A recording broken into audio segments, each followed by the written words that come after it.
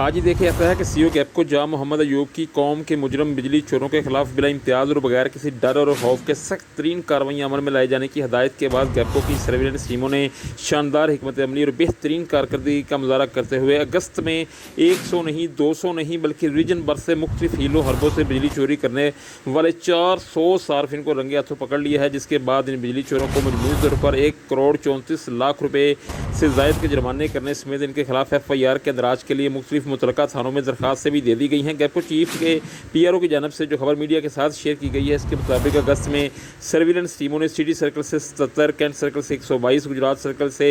62, सियालकोट से 88, नारोवाल से 51, जबकि रीजन भर से मजमूई तौर पर 400 बिजली चोरों को रंगे हाथों पकड़ा है। इस हवाले से सीओ गैपको जाम मोहम्मद अयूब का कहना है कि रीजन से बिजली चोरी का खात्मा अव्वलीन तरजीह है। शहरी अपने इर्द गिर्द बिजली चोरी जैसे गिरौने धंधे में मुलव्वस अनासर पर कड़ी नज़र रखें और ऐसे अनासर की इतला गैपको की हेल्पलाइन 118 पर देकर एक जिम्मेदार शहरी होने का सबूत दें।